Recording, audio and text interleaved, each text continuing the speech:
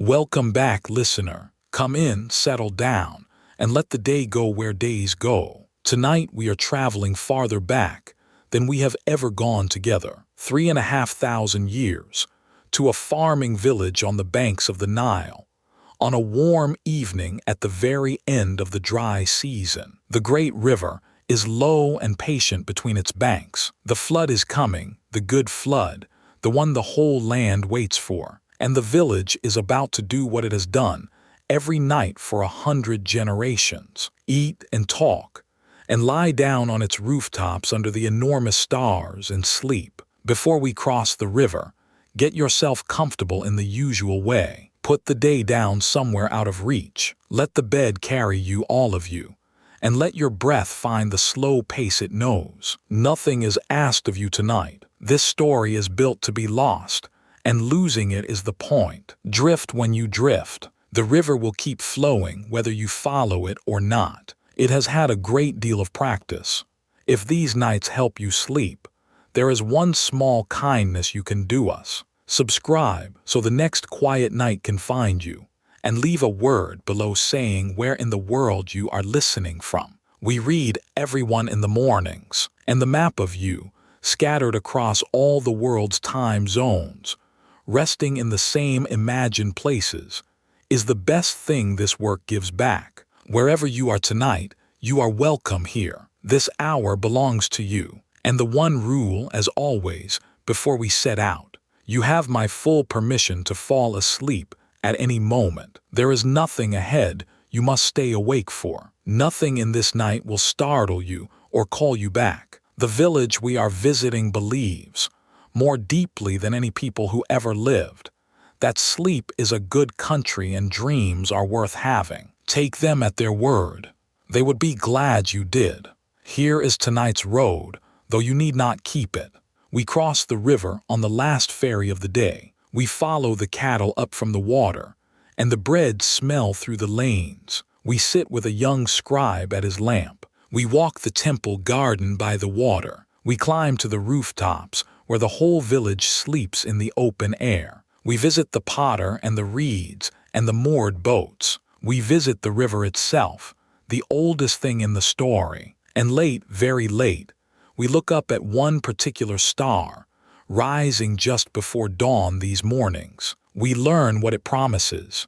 Then the small hours and the hour before the birds and sleep, yours and theirs. So, the sun is going down across the river, into the desert hills on the western side, and it is going down the way it does here, huge and unhurried, laying a road of copper across the water. The ferry is loading for its last crossing. The cattle are lowing softly down at the drinking place. Listen, the water is talking to the reeds, the way it was talking before anyone came, the way it will talk after. The river remembers and moves on. Come aboard. We are the last two passengers, and we weigh nothing at all. The ferry is a broad, flat boat of acacia wood, smelling of pitch and river, and it has made this crossing so many times that the ferryman has stopped counting anything except the light. He goes by the sun, not the number of trips. When the sun touches the western hills, the crossing he is on becomes the last one, and everyone on the bank knows it. And the last-minute passengers come down the path at a trot. Tonight's load is the usual last load company. 2 field men going home to the West Bank hamlet.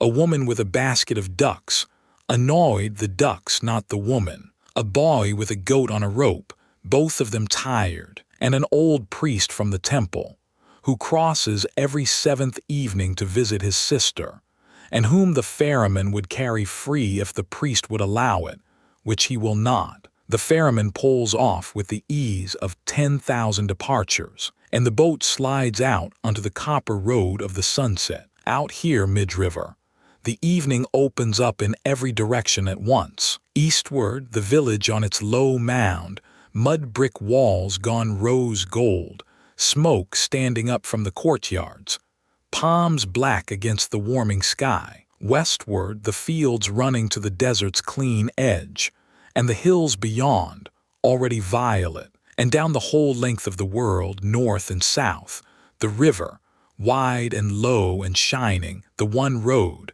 the one well, the one reason anything here exists at all. The passengers fall quiet at mid-crossing.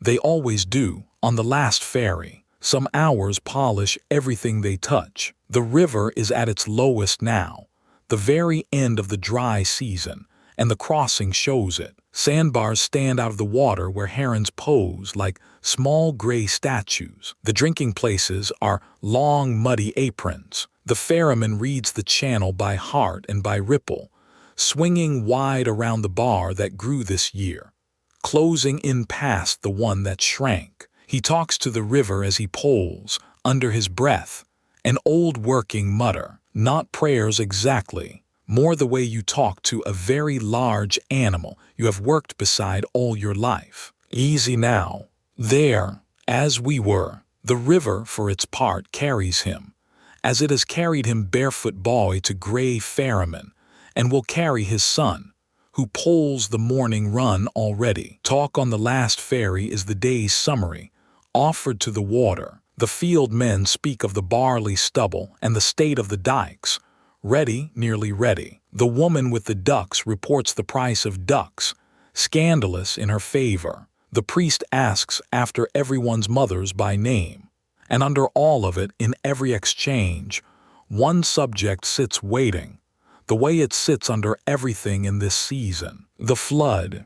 Any day now, the river will begin to rise. Everyone aboard has seen the signs, the color changing far upstream, the birds shifting, the star of the flood rising earlier each morning. Nobody says much about it directly. You do not chatter about the thing your whole life hangs on. You mention it sideways, respectfully, the way sailors mention weather. It is coming, someone says, meaning everything. It is coming, the ferryman agrees. The pole dips. The water swirls. It is coming. The west bank arrives as a soft bump, and a smell of wet earth. The field men splash off through the shallows.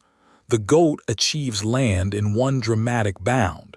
The ducks are carried up the path pronouncing judgment. The priest steps off last, careful and light, and lays his hand once on the ferry's worn rail, a small blessing habitual, the kind that has soaked into the wood with all the others. The ferryman watches his passengers up the path toward the hamlet's first fires. Then he pulls back out, alone now, into the last of the light, letting the current do the carrying, standing easy in the stern of his empty boat in the middle of the great river at dusk. It is the best minute of his day, and he has never told anyone. By the time he ties up at the village side, the copper road has gone gray-silver, and the first star is out over the eastern desert. He hauls the ferry high, coils the rope in the bow where his hands could find it blind, and stands a moment on the dark landing, listening to the water work along the hulls of the fishing boats. Tomorrow the crossing begins again at first light. It has begun at first light for 100 generations, and the boats have changed, and the ferrymen have changed, and the crossing has not. The river remembers and moves on. He climbs the path to his supper, and the landing settles for the night, rope and wood and patient water, the village front door closed till morning.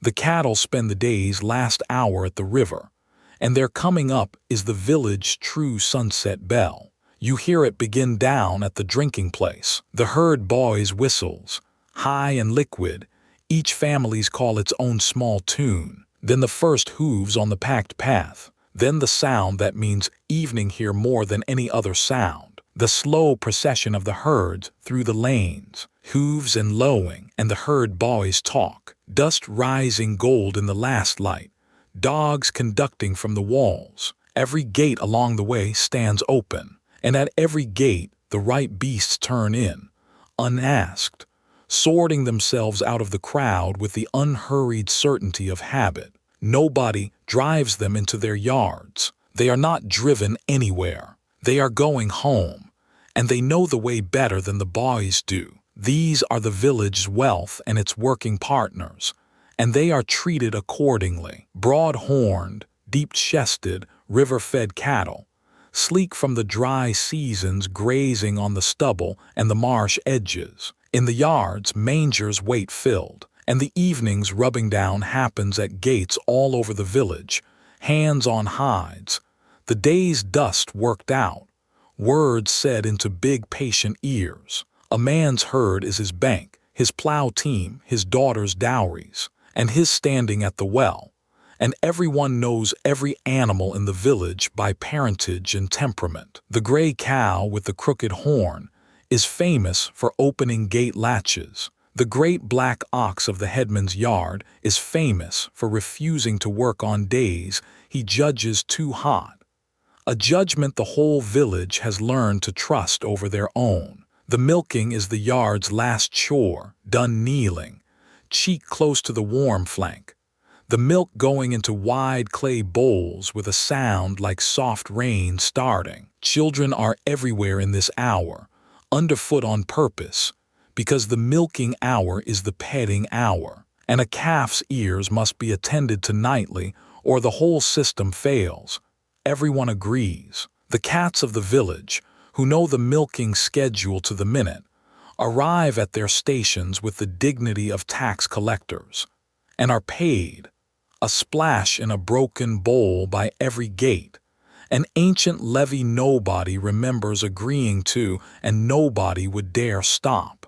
In one yard near the village edge, the evening is running exactly as it has run for 40 years, under the direction of an old woman who no longer keeps cattle officially, having handed the herd to her sons. She keeps officially one cow. The cow is older than some of the grandchildren, dry these 3 years, productive of nothing but company, and she is groomed nightly like a queen's mare, and fed the first and best of the fodder, and told the day's news while the old woman works. The sons pretend to grumble about the fodder. They would sooner sell the roof.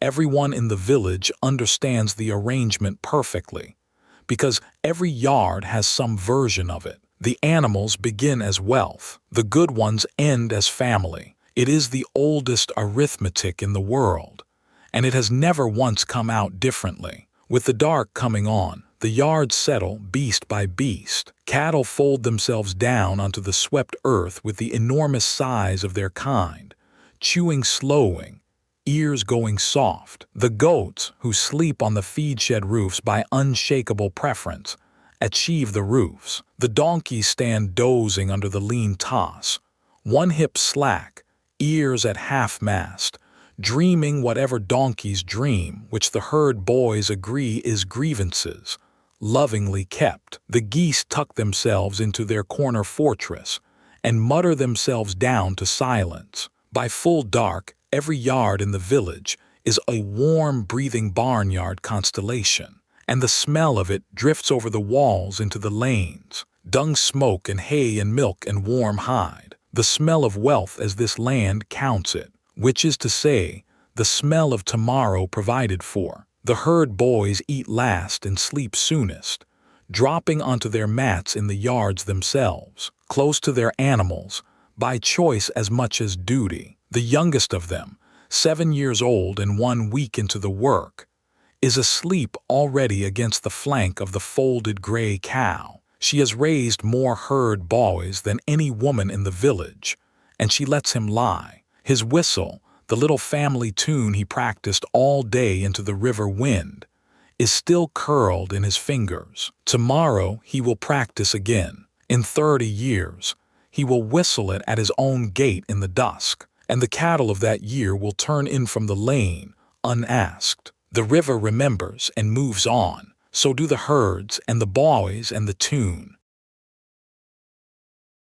Follow the warmth and the good smell in from the yards, and you arrive where every village of every night of this whole series has taught you to arrive. The ovens, every courtyard keeps one, a rounded clay oven waist high, standing in its corner like a beehive, and at this hour they are all working at once, so that the village from above must glow at every yard corner like embers scattered on a dark cloth. The bread of this land is emmer wheat, ground on the saddle stones morning and evening, patted into flat rounds, slapped onto the oven's hot inner wall with a bare quick hand that has never once been burned, and peeled off puffed and blistered and smelling like the reason villages exist. The evening meal gathers each household into its courtyard, on mats, in lamplight and oven light. Bread first always torn and passed, onions and cucumbers cool from the water jar dates,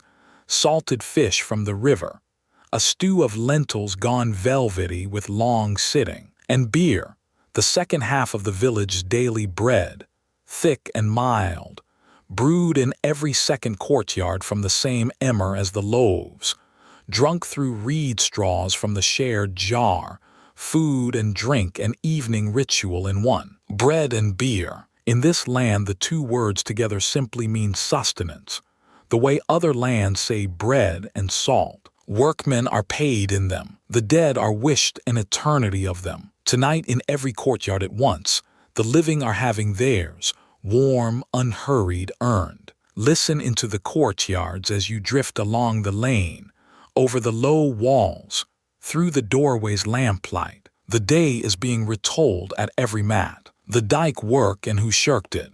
The price of ducks, now legend. A hippo herd grunting in the reeds at the far bend, discussed with respect, hippos being the river's one standing argument. A betrothal ripening between two houses, handled this evening, as it has been for weeks, entirely by the two mothers, in fine diplomatic code over borrowed cups. The fathers, who believe they will decide the matter, are discussing dikes. The couple themselves, who decided it a month ago, are sitting on opposite walls of the same lane, not looking at each other with a precision that fools nobody in the entire village. The brewing deserves its own lamplit minute, because half the courtyards keep a corner for it, and the whole village runs on the result. The brewsters are the women by old right, and the craft is bread's own sister. Loaves half-baked on purpose,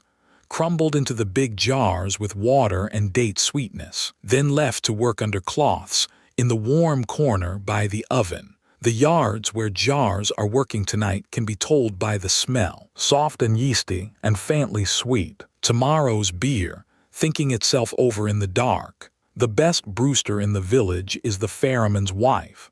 A standing the village confirms every festival, and she declines to discuss. Her secret, she has told her daughters, is nothing but clean jars and patience. Her daughters suspect a third thing and are watching for it, as daughters do. The jars tick and whisper in their corners all night, tiny bubbles rising, the quietest work being done in the village, and among the most appreciated. In the headman's courtyard, larger lamplit, the supper is bigger, and the talk is the village's business. The flood foremost always this season. The dike gangs rosters for the rising water. The seed grain sealed in the storerooms, counted twice. The temple's share, the estate's share.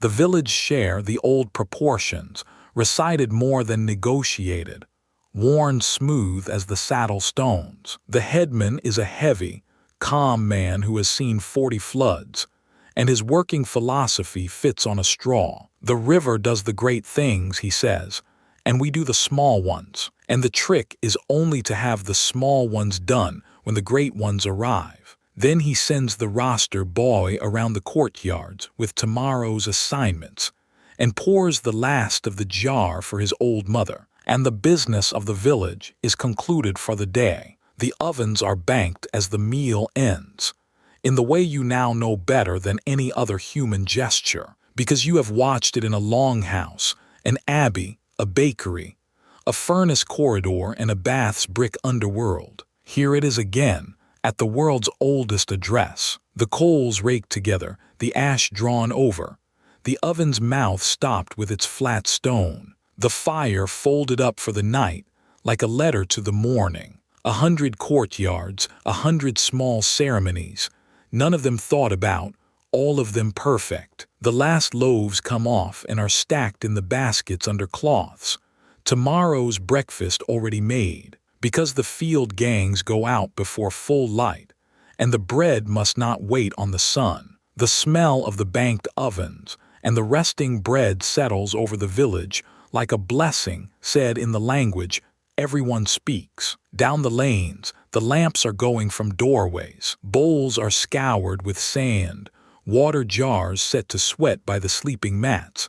Mats themselves rolled out now on the rooftops. But the rooftops are their own chapter, and it is coming. For this moment, stand in the dark lane and take the census by nose alone. Bread, beer, dung, smoke, cut fodder, river. 5 smells, 1 village, 3,500 years ago. You could close your eyes in any farming village on earth, in any century since, and find your way by the same 5. The river remembers and moves on. The supper does neither. The supper is always tonight's.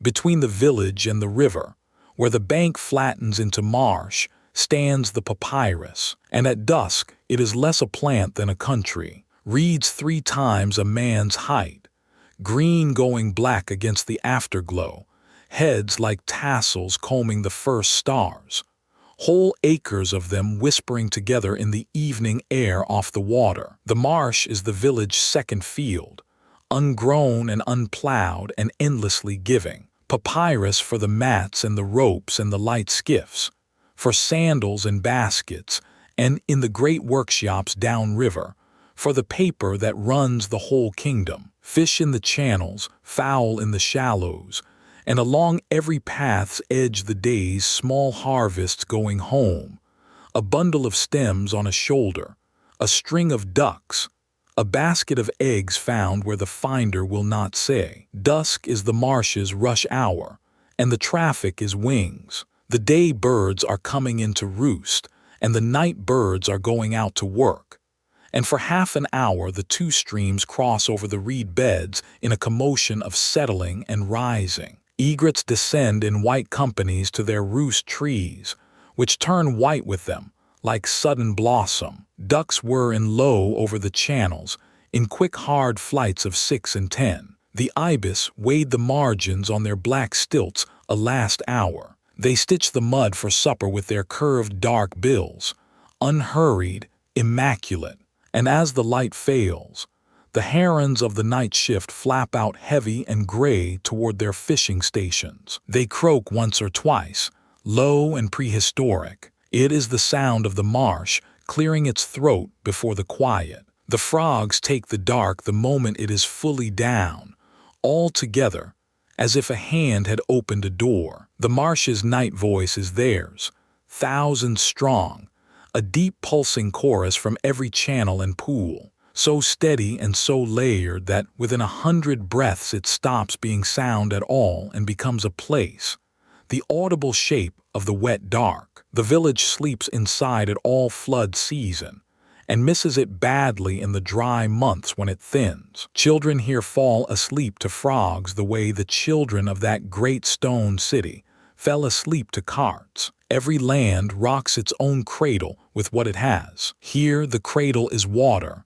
and the frogs are the creak of it. A last skiff comes home up the main channel in the dark, poled by a fowler and his son, riding low with the day's catch. The little boats of this marsh are made of the marsh, papyrus stems bundled and bound and swept up at bow and stern, light as baskets, drawing a hand's depth of water, silent as the herons they share the channels with. The man poles, the boy bails idly and watches the first stars, and neither speaks, because after a day of calls and nets and wing noise, the silence is the fee the marsh charges on the way out. And both of them like paying it. Where the channel meets the bank they lift the whole boat and carry it up on their shoulders. A boat light enough to carry being the marsh's own idea of good engineering. And the reeds close behind them, and the channel forgets them, and the frogs sing on.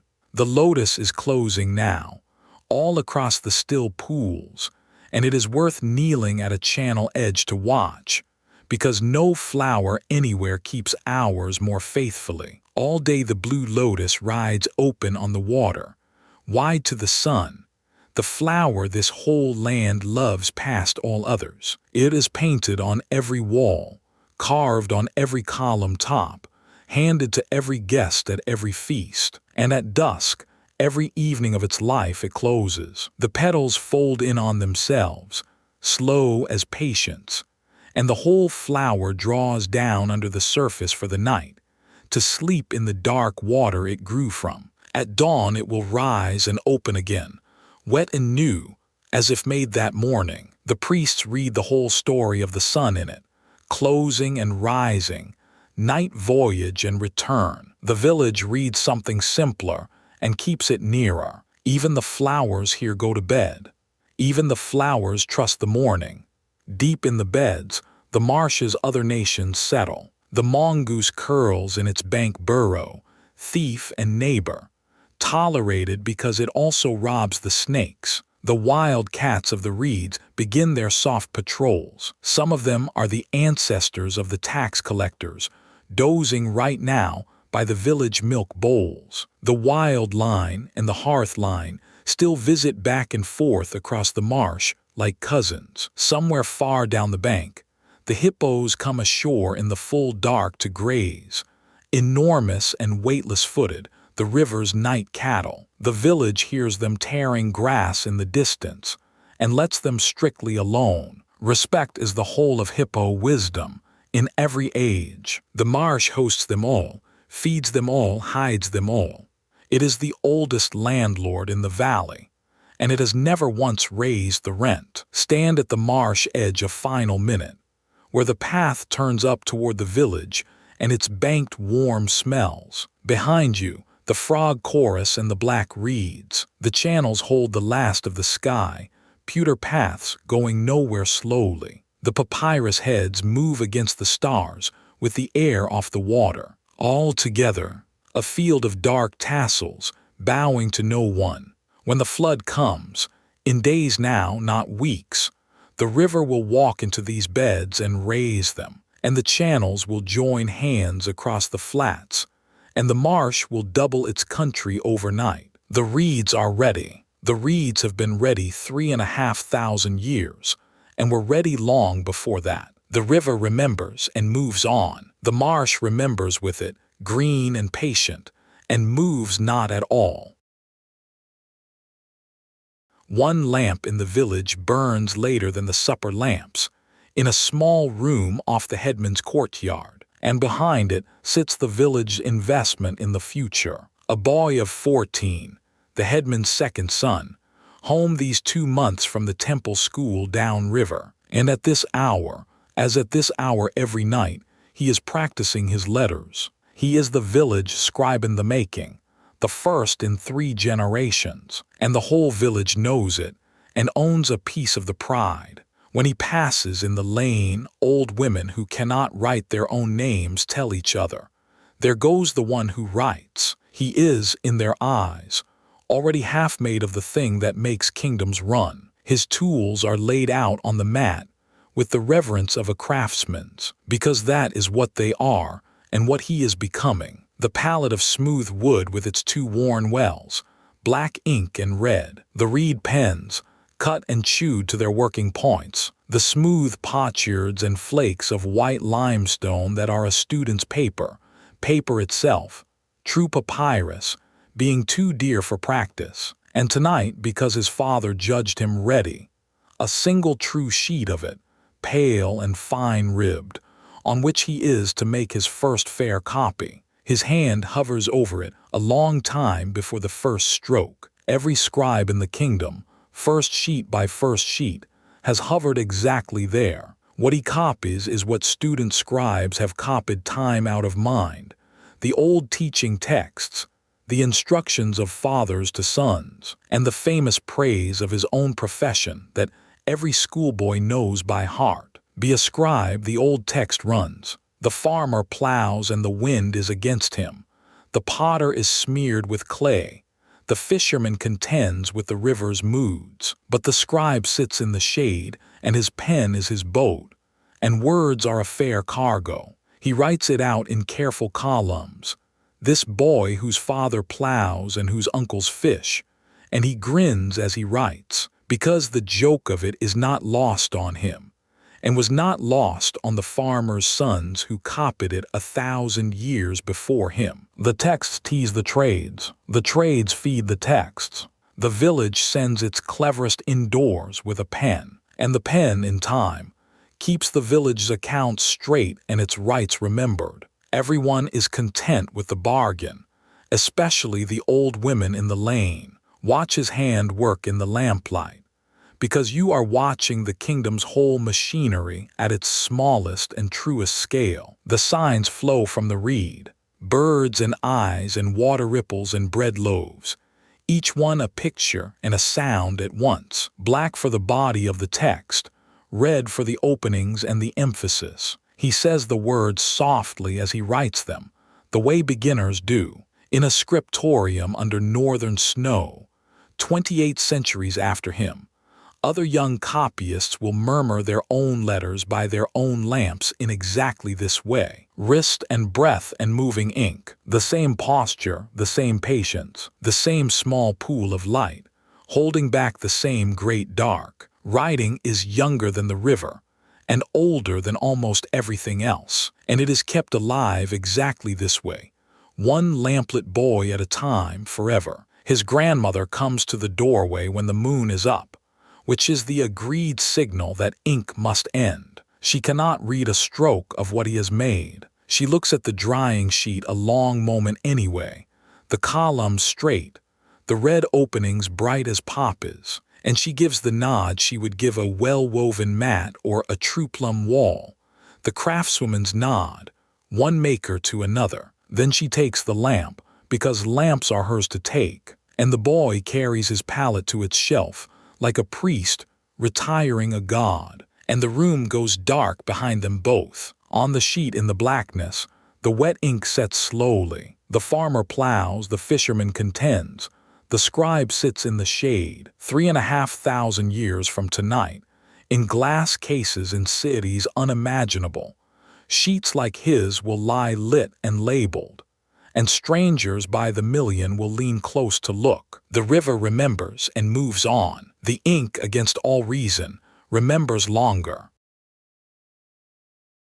Downstream of the village landing, on the highest ground the bank offers, stands the temple, and it is not one of the giants, the great houses of the gods, the ones with the mountain gateways and the forests of columns, stand at the cities, a week's sail downriver. This is a village temple, mud brick walls whitened with lime, one small stone doorway the community is quietly vain about, a courtyard, a dim, sweet-smelling sanctuary the size of a storeroom. It serves the local god, a kindly river spirit of good harvests and safe boats, and it is served in turn by 3 priests, 2 of whom are also farmers, and the old one, the ferry passenger, who was once at the great temple of Thebes and came home by his own choice to this. The evening office is modest and complete. At dusk the old priest washed,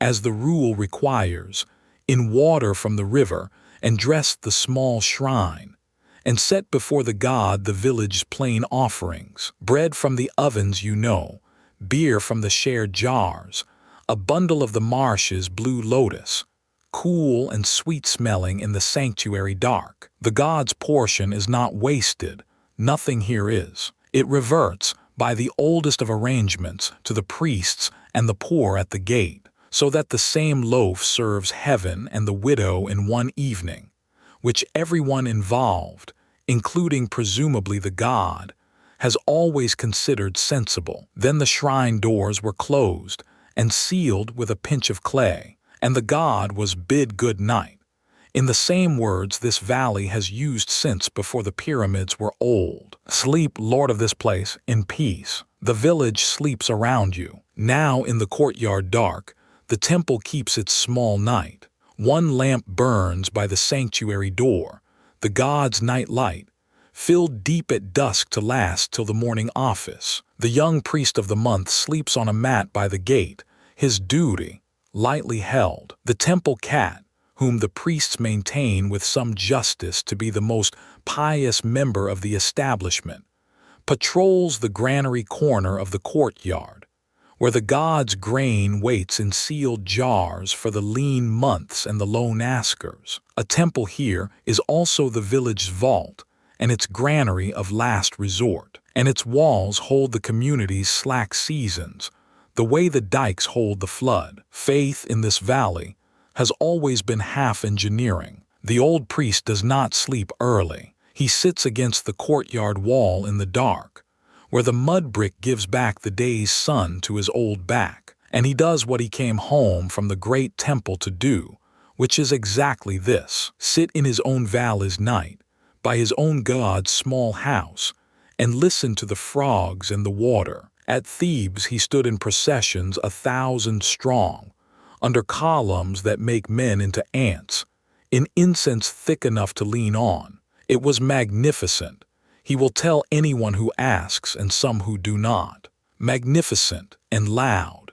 And there was never one quiet hour by water in 20 years of it. The great gods are well served, he says, and they do not need him. This one, the little lord of the bend in the river, knows his voice. He says the evening words, the god sleeps, the village sleeps, the frogs sing. He would not trade his gate for the high priesthood of the sun. Under the courtyard's one sycamore, the votive corner holds the village asked and answered. Small offerings sit there in the dark, left this evening and every evening. A clay model of a cow for a sick heifer's mending, a first curl of a baby's hair for thanks, a little boat of reeds no longer than a hand, for a husband fishing the far marshes this month, a potsherd with 3 signs on it, painstaking, unpracticed, paid for with eggs at the scribe boy's mother's door, asking the god to remember a dead grandmother's name,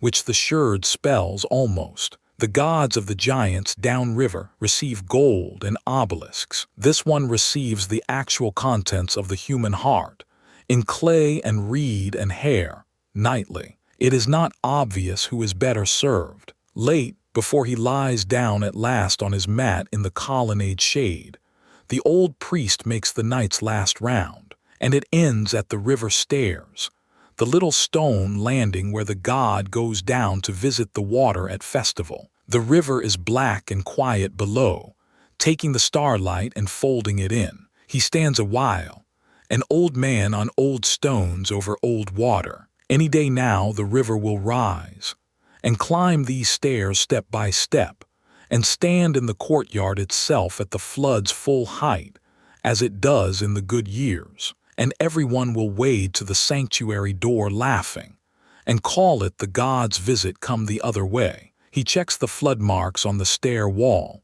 the scored lines of 40 years, and finds, as every year, that he is hoping the same height as always. He says nothing aloud. The last prayer of a river priest's night is not words.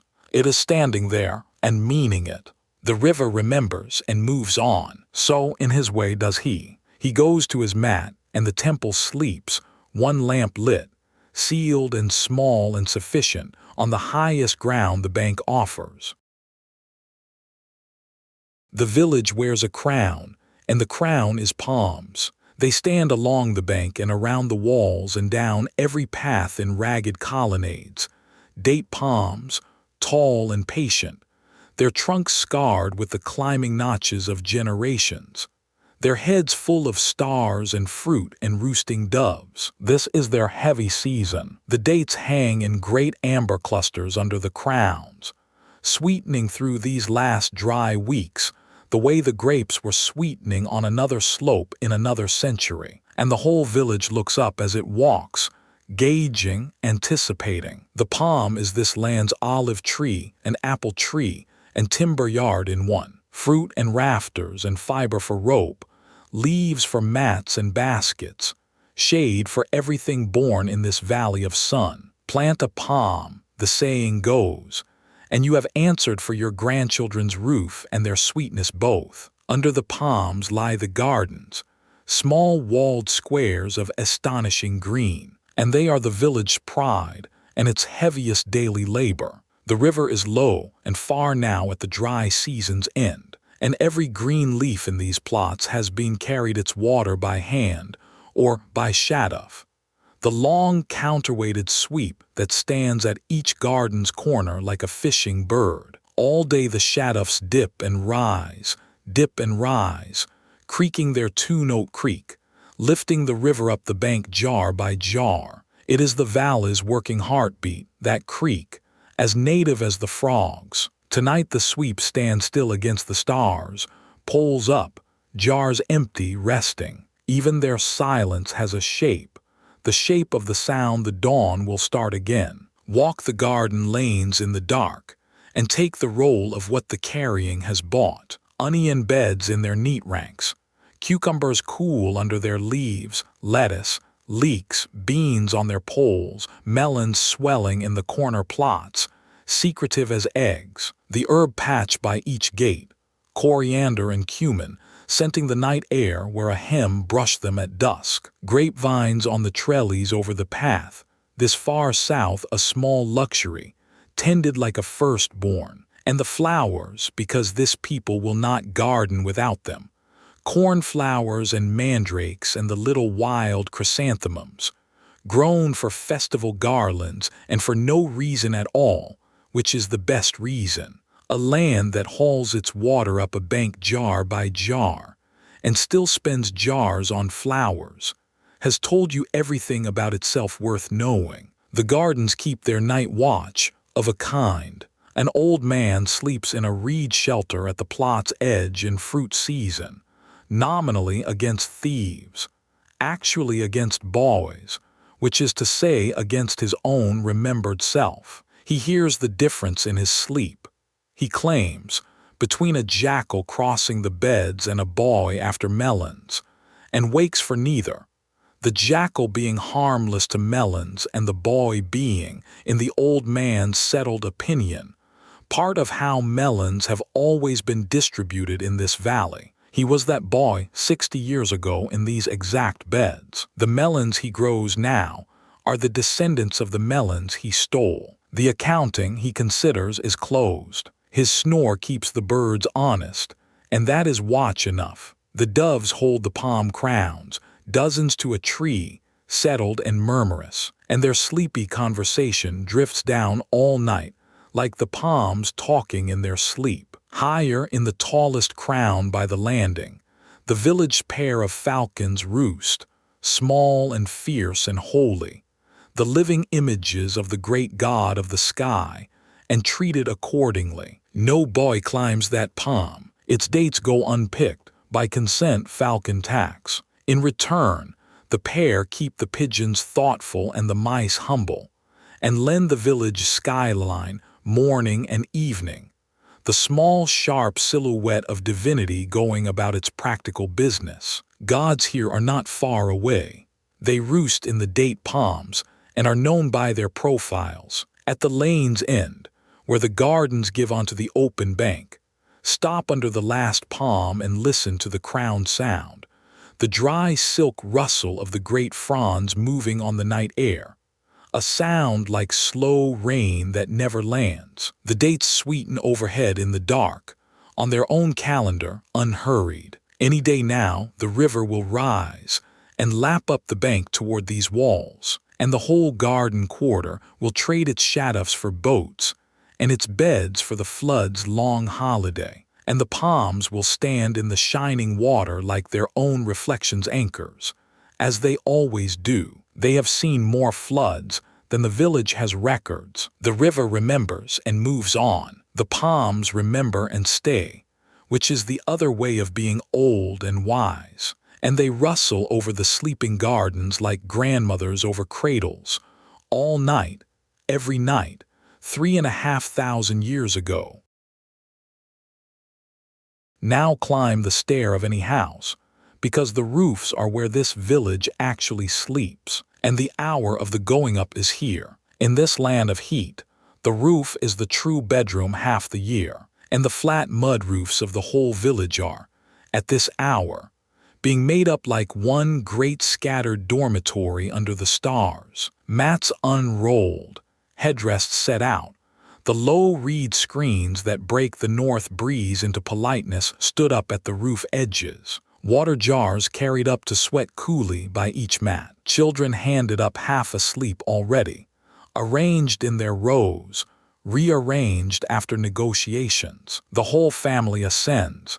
The day's heat stays below in the emptied rooms, and the night air comes off the river and over the parapets, and the village lies down, all together, one story closer to the sky. From up here the village at bedtime is a low, dark archipelago, roof after roof, each with its sleeping household, close enough that the lanes between are only a step too wide to jump, which every child measures nightly with the eye, and two in the village's memory have tested, both legends, neither maimed. Talk drifts roof to roof in the dark, last words across the gaps, a borrowed sieve promised back, a dike shift confirmed, a joke sent over the lane and its laugh coming back. The rooftop hour is the village's gentlest assembly. All grievances are downstairs. Up here in the dark, in the breeze, everyone is only a family lying under the same enormous sky. And the sky, this far from every other light on earth, is not decoration. It is an event.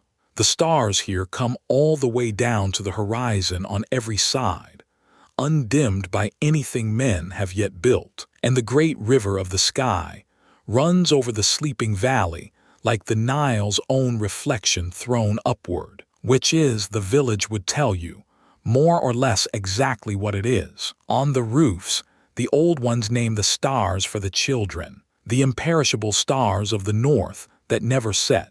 The wandering ones, the great bright patterns the priests watch from the temple roofs downriver, to keep the calendar honest. And low in the east, before dawn these mornings, the one whose rising the whole land is waiting on. But she has her own chapter later, at her own hour.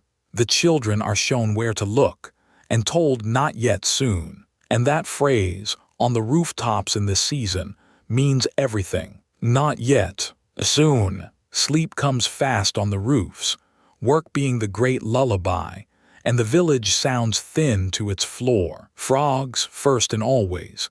The marsh's deep chorus underlying everything like the land breathing. A dog answering a jackal far out on the desert edge, settling the border question for the night. A baby, briefly, and its mother's voice folding it back under.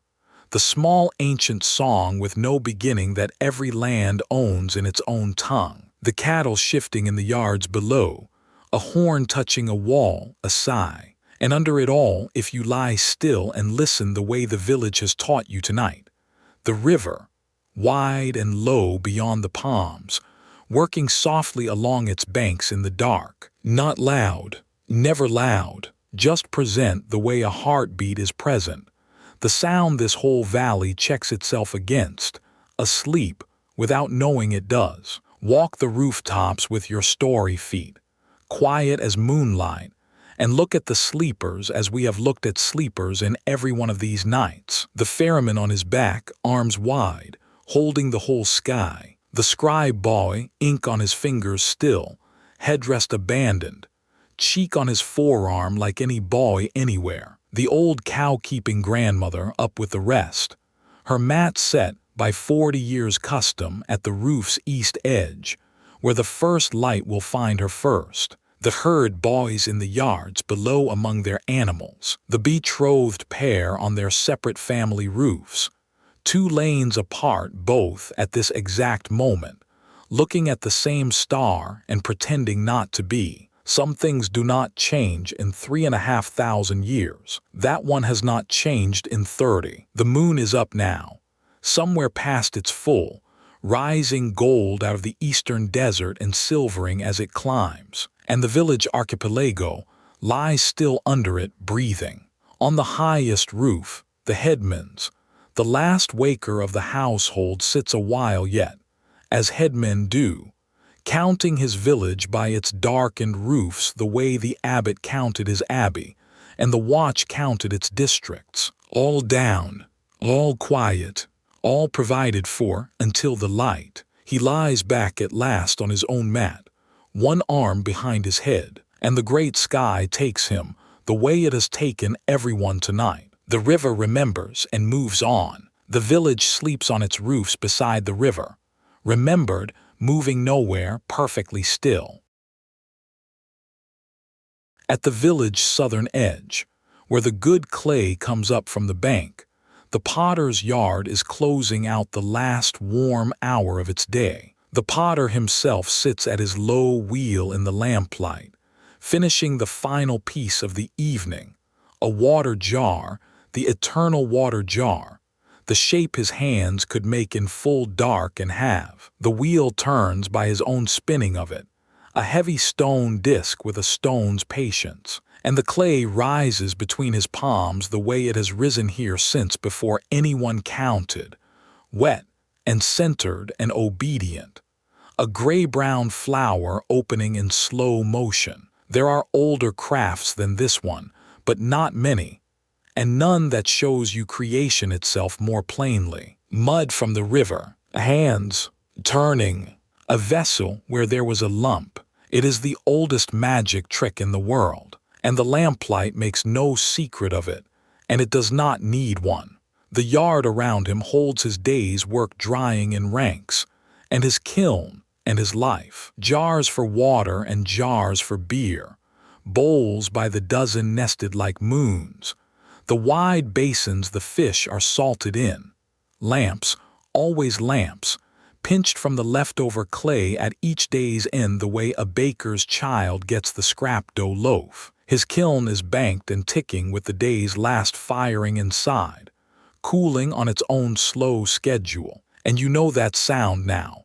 You have heard it in a lampmaker's court by a warm sea. The potter reads his kiln's warmth the same way, palm at a distance, and lets it be. Same trade, same gesture, 15 centuries apart, neither man knowing the other ever breathed. Crafts are the real dynasties. Kings are local.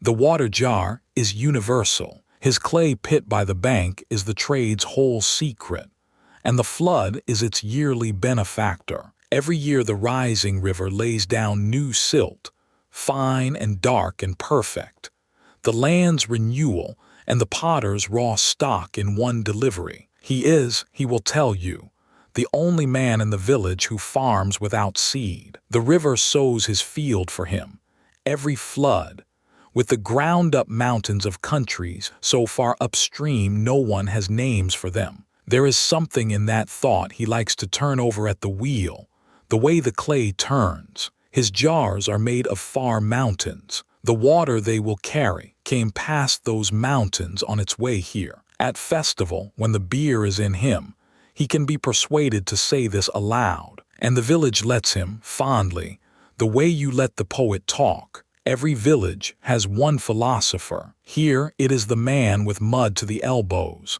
and the village suspects, correctly, that this is the right arrangement. He finishes the jar as the moon clears the palms, a last pass of the wet hand up the shoulder of it, the lip trued between two fingertips, the wheel slowing on its own weight to a stop. He wires it off the disc, sets it among its drying sisters, and washes his hands in the trough. And the day's work is, in the fullest sense there is, done. Tomorrow the drying, the day after the kiln, next week the market skiff downriver, and in a month, in houses he will never enter, women he will never meet will balance his far mountains on their heads, full of the river, and think nothing of it at all, which is, he would say, the whole point.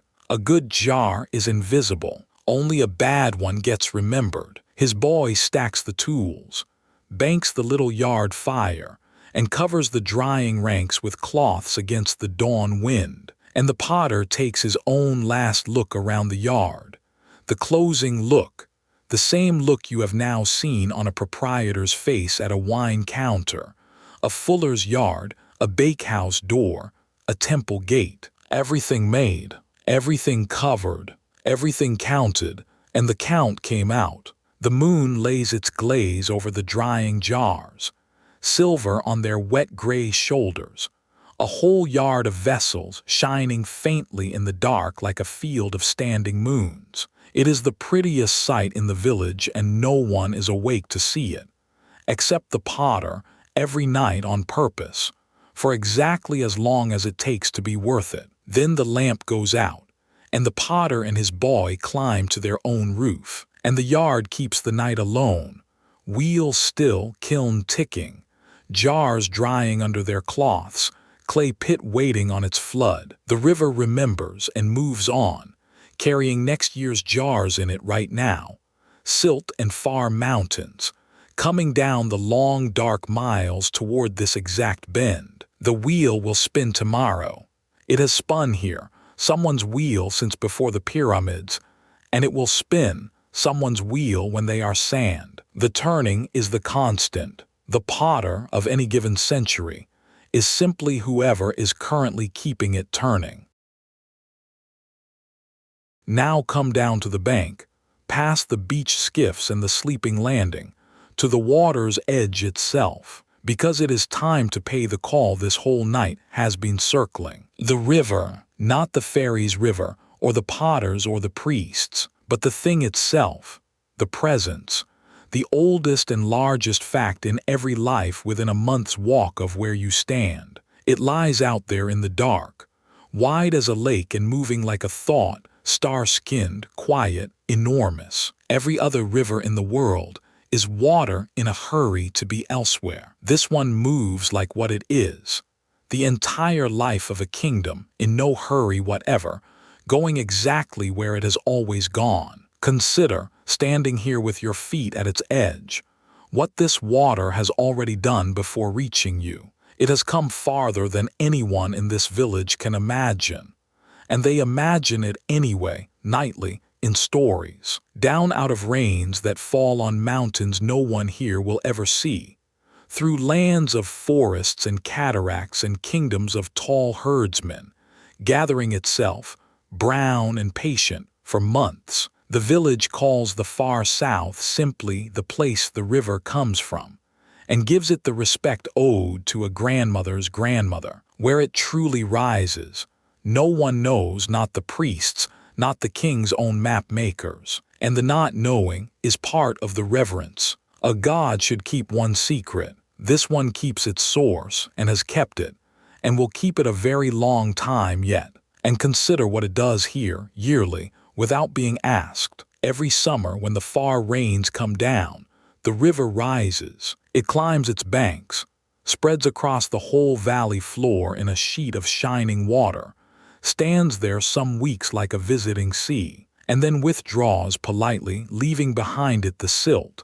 the black gift, a fresh skin of the richest soil on earth, laid over every field in the land. No plow in the world does what that water does. The village does not farm the desert. It farms the flood, the whole kingdom, the temples and the tombs and the granaries and the scribe boy's ink, everything stands on this one yearly kindness of brown water. They call the land itself the Black Land, after the gift. The desert on either side, the red land, begins exactly where the river's reach ends, a line you can straddle, 1 foot in wheat, 1 in sand. No people on earth has ever lived closer to the plain arithmetic of its own existence. Water, silt, bread, everything. The river is not part of their world. It is the reason there is one. They speak to it accordingly. Not with terror. The river is not a terror god.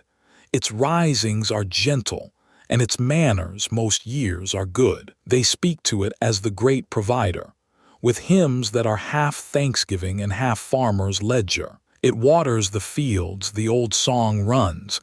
It feeds the cattle. It makes every workshop work. When it rises, the land shouts.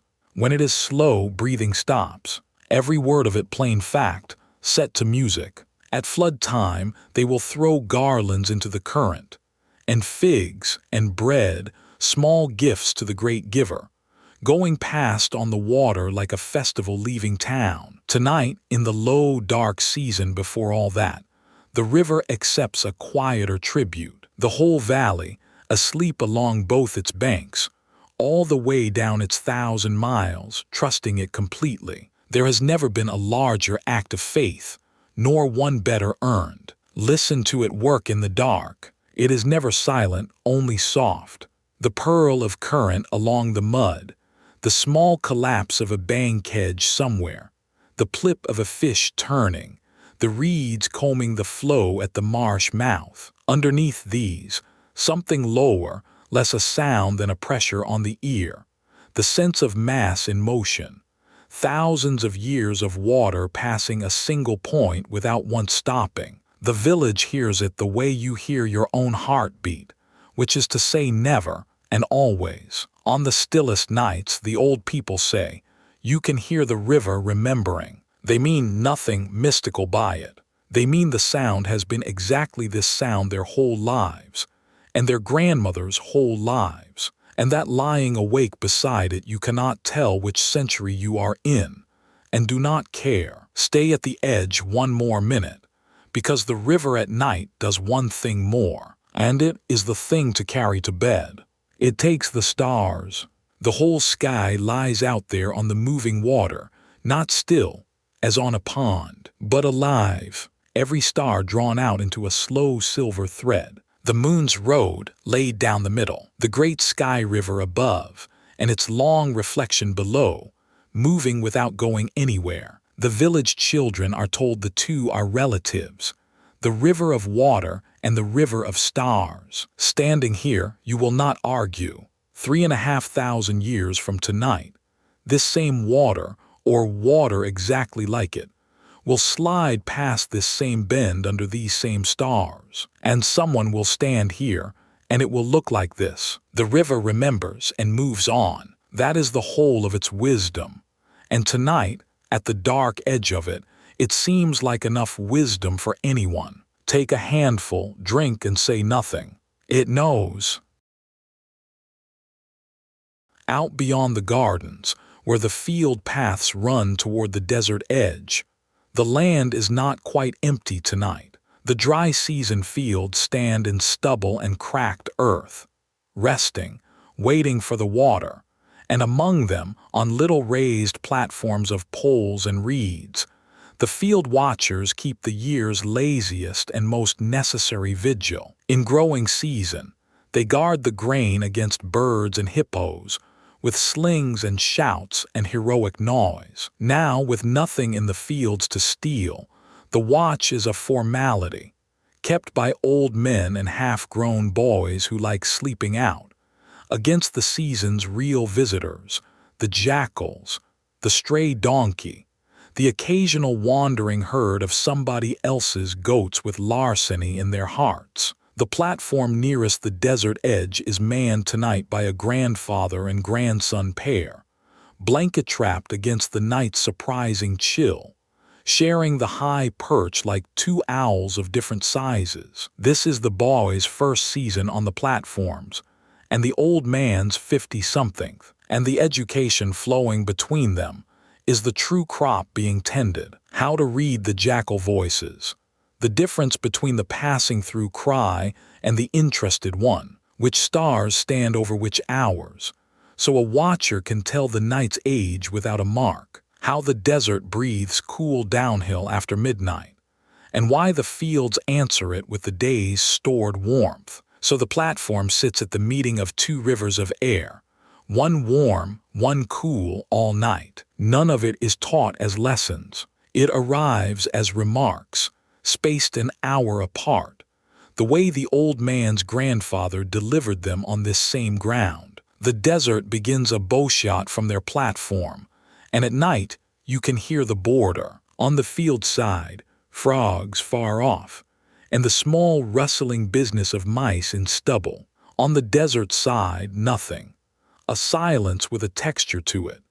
The huge, soft presence of the empty land running away west under the stars for farther than anyone has ever gone and come back to say. The village lives its whole life on this hinge, green to the river, silence to the sand, and the field watchers are the ones who sleep on the hinge itself. The boy asked, his first night out, whether the desert was frightening. The old man considered the question properly. Not frightening, he ruled at last.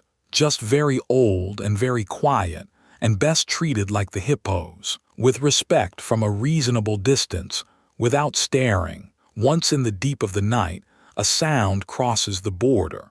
The far lilting yip of jackals running some errand along the desert edge, and the boy comes up out of his doze with his heart loud. The old man does not open his eyes. Passing through, he says, and he is right. The cries thread away north and thin to nothing, and the silence closes behind them like water behind a skiff. The boy settles back. This is the real curriculum of the platforms, and he is learning it. The night has a grammar. Nearly everything it says means all is well, and the watcher's craft is mostly knowing the few phrases that do not, and hearing them even asleep, and not spending fear on all the rest. His grandfather sleeps beside him, doing exactly that, 50 years deep in the grammar. The boy watches the stars wheel a while, finds the imperishable ones, the northern ones that never set, and lets them hold the sky steady until his eyes give up. The fields themselves, cracked and bare under the moon, are doing more than they show. The earth is resting the way the village rests, on purpose, before great labor. Any day now the water will come walking across these flats, quiet as spilled silver, and the cracked ground will drink and close and soften, and the whole plain will become for some weeks a shining shallow sea, with the platforms standing out of it like moored boats, and the watchers will pole between them visiting. Then the water will draw back,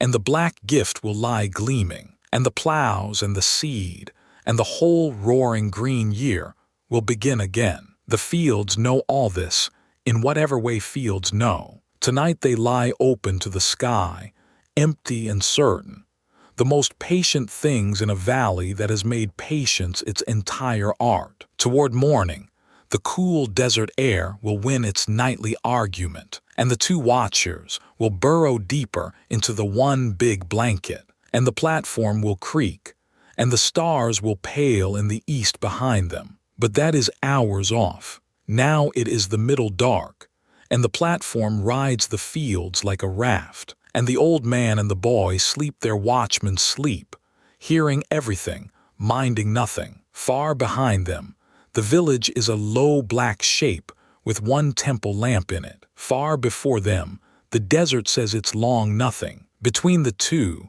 the little raft of poles and reeds, holding two blanket-trapped generations and the whole quiet art of keeping watch over what is, for the moment, perfectly safe. The river remembers and moves on. The fields forget everything each flood and begin again new. Between remembering and forgetting, the valley has both its clocks, and tonight both are keeping perfect time. Back at the landing, the village fleet rides the shallows in the dark, and no census of this place is complete without it. Papyrus skiffs drawn up the mud in a pale rank, light as sleeping birds. The heavier wooden boats, the ferry and the two fishing broad boats and the headman's cargo hull, standing just off the bank at their stakes, nodding minutely on the low water. And out at the deep channel mooring, tonight a guest. A trading boat from downriver, mast-stepped, cabin amidships, tied up at dusk on its slow way south, carrying oil and cloth and news. Its presence has the landing faintly electric, even in sleep. A boat from away is the village's window, and tomorrow morning at the landing will be twice its usual size, everyone having discovered errands there. The boat's crew sleep aboard, 4 men around a clay firebox on the deck, and their talk before sleep was the river trade's eternal repertoire, heard up and down this water for 30 centuries, the state of the channels, and where the sandbars have walked this year, the prices of things at the towns, cloth up, oil steady, scandal plentiful, The great works building downriver, always great works. This king, like the last one, being unable to see a horizon without wanting something enormous on it. And the flood, of course. The coming flood, the only subject that matters, tuned here to the trader's key. A good flood means fat cargoes and easy channels. They have laid small bets on the height, as rivermen always have. And the steersman, whose grandfather was a priest's servant, has promised to read the signs at the next Nilometer stairs they pass. Every trade on this river runs its own private priesthood of water guessing. All of them are wrong by a hand's width. All of them are right about what matters, which is that it is coming. The fisherman's gear sleeps its working sleep along the bank. Nets on their poles, checked and mended at dusk, hanging like mist the moon has caught. The long lines coiled in their baskets, hooks of bronze and bone sorted into gourds, the fish traps of woven reed stacked in their leaning tower, and staked in the shallows alive and well, the knights holding baskets, where today's catch swims slow circles, fresh for the morning market skiff. A heron stands by these baskets in the dark, motionless, an embodiment of hope misplaced. Since the weave has defeated her nightly for 2 years, she checks it anyway every night, with one deliberate crystal eye. Fisherman and heron know each other well. They are, after all, colleagues, working the same water for the same wages. And the fishermen leave her the small fish of the days sorting with the professional courtesy of one guild to another. The ferry rests highest on the bank, hauled up past the waterline's memory, and it is worth a last look on your way by, because it is the village's one boat that carries no cargo but the village itself. Every soul on both banks has ridden it, been carried across as a baby, crossed to weddings and to burials, taken it the first time alone as a rite no one names. The wood of its rail is worn in 2 long bright bands by the hands of 100 years. The ferryman's pole leans in the bow, taller than any man, its foot rounded like a sucked reed by 1,000 miles of river bottom, all of them within sight of home. Some boats are vessels. This one is an institution, and it sleeps on the mud like a public building, which it is. The river works at the hulls all night. It is that small chorus of knock and sigh and settle you have heard in another harbor, on another sea. Wood and water, discussing their old accommodation. The trading boat's firebox breathes its last red at the deck center. One crewman lies half awake beside it, out of habit. The mast draws its slow line among the stars as the hull leans and writes on the channel's pulse. On the bank, the pale skiffs lie in their rank, light enough for the flood to lift like leaves when it comes. And it will come, and the landing knows it. Everything here is built for the water's return, stacked above it, staked against it, woven light enough to ride it. A landing at the dry season's end is a promise the village has made to the river. We are ready. Come when you like. The river remembers and moves on, and somewhere in the dark upstream, the first of the rise is already traveling toward these exact stakes, day and night, unhurried, sure. There is one star this whole land is waiting on, and her hour is coming round tonight as it comes round every night now, in the last reach of dark before the dawn. Sirius, the brightest star in all the sky, and here far more than a star. For 70 days she has been gone from the night entirely, lost in the sun's glare, invisible, and the whole country has kept her absence the way you keep a held breath. And now, these very mornings, she is coming back. Low in the east, in the first gray before sunrise, she rises just ahead of the sun, blazing briefly on the horizon's rim before the day swallows her. The dawn rising, the return, and her return means one thing, has always meant one thing, will mean it for as long as this kingdom keeps a calendar. The flood is coming. The year is turning over. Everything begins again. understand what the priests downriver have understood for 1,000 years, because it is one of the quiet wonders of the watching mind. The stars return and the rivers arrive together, year upon year upon year. Nobody here knows why, and the honest answer is that the two have nothing to do with each other at all.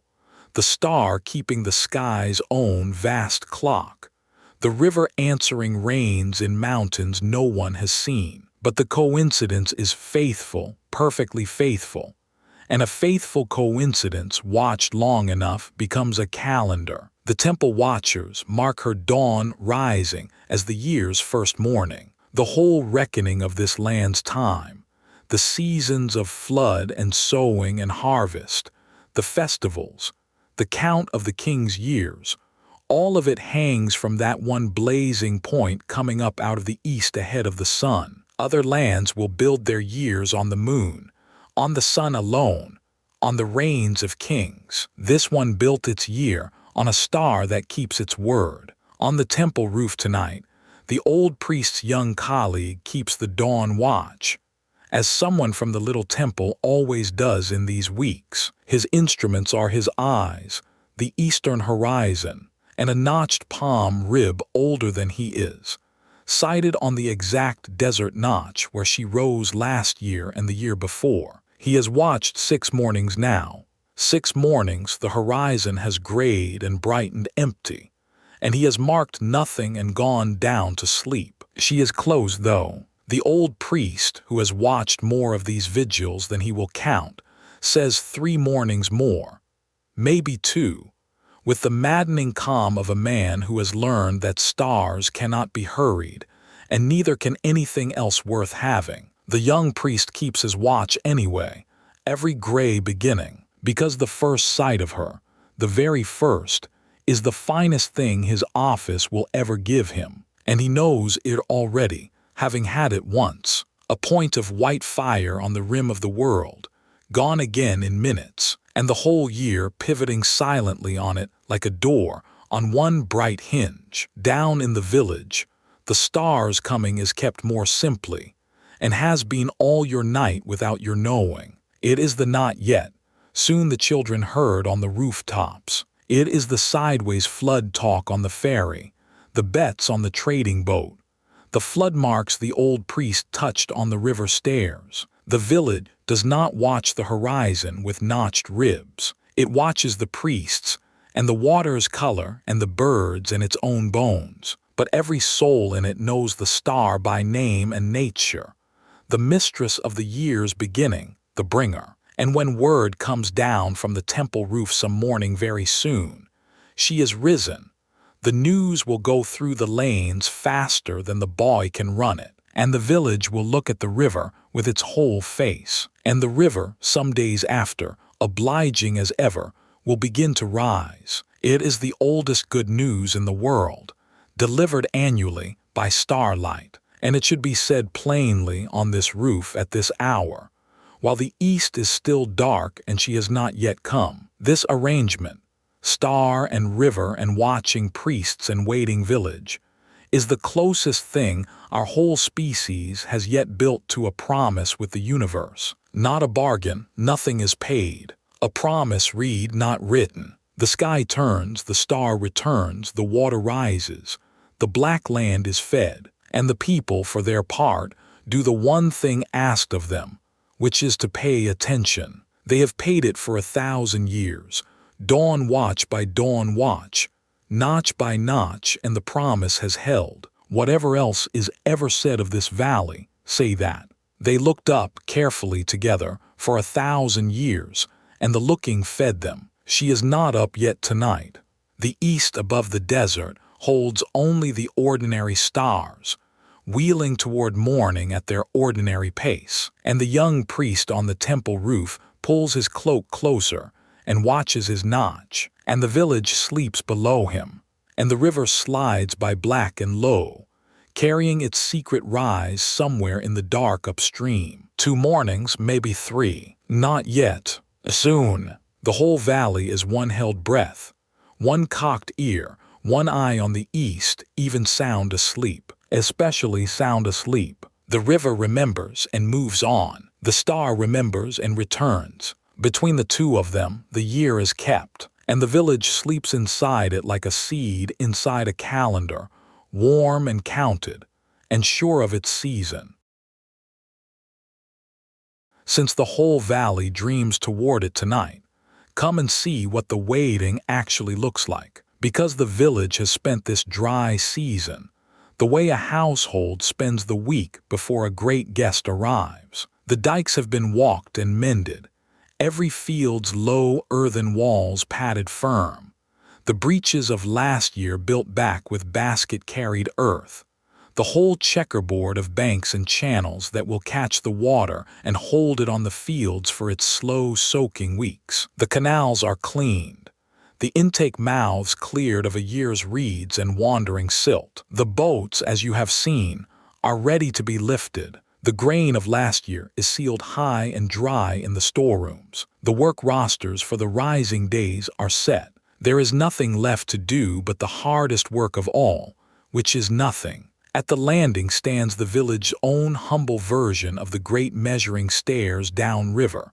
a nilometer of the plainest kind, a stone post sunk at the channel's edge, scored with the marks of many years. The great temples keep grand ones, covered stairways descending to the water, marked in cubits, read by priests, because the flood's height is the kingdom's budget written in advance. So many cubits feast, a few less enough, a few less still care.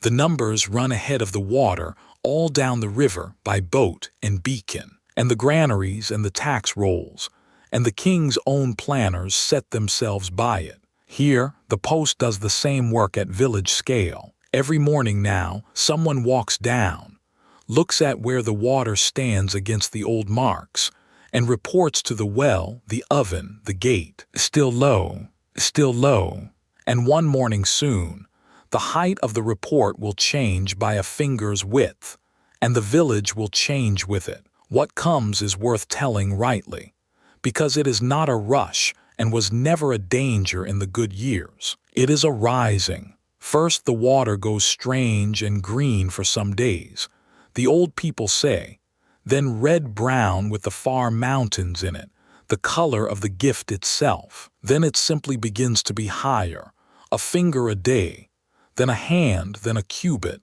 quiet as bread rising, day upon day upon day. It fills the channels first, and the canals carry it inland, and the low fields take it and shine. Within the month the whole valley floor is a lake with villages in it, every mound an island, every path a boat road, the palms standing to their knees in sky. The land does not drown, it bathes, and the village rides its mound through the shining weeks like an ark that never needed building, visiting itself by skiff, fishing from the rooftops, feasting. Because the flood weeks are the year's great rest, the water doing the plowing, the silt doing the manuring, and the people, for once, doing the watching. The children who have seen a few floods explain them to the ones who have seen none.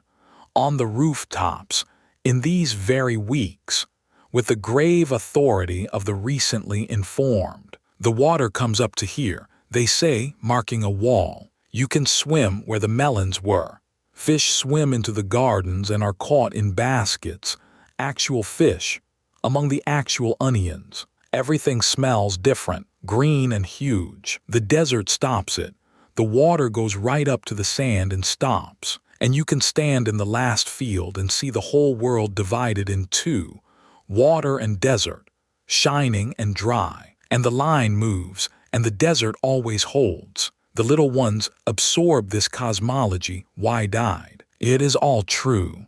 It is the strangest, gentlest annual miracle any land on earth is given. And the children of this valley are the only children anywhere whose bedtime monsters must compete with a bedtime miracle, scheduled, benevolent, and coming soon. There is a deeper thing under the waiting, and the old priest would want it said. The flood is also the valley's great teaching. Every year the water covers everything, the field marks, the boundary stones small kingdoms, the the ruts of every cart and quarrel, and every year it withdraws and leaves the land new, blank, black, ready. The surveyors come out with their ropes and set the boundaries fresh from the record, which is why this land invented such careful records. And the scribes, the boy with the ink on his fingers among them someday, write the world back into its lines, forgetting and remembering,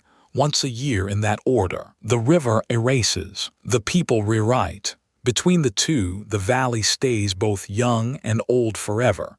And if you want the secret of why this kingdom, alone among kingdoms, thinks in eternities, you may as well start here, at a stone post by a low river, 3 mornings before the star. Tonight the post stands in the shallows with the old marks dry above the water, moon on the channel, frogs in the dark. Somewhere upstream, past all the sleeping villages and the great bend and the cataracts, the rise is on the road. No one can see it. Everyone is sure of it.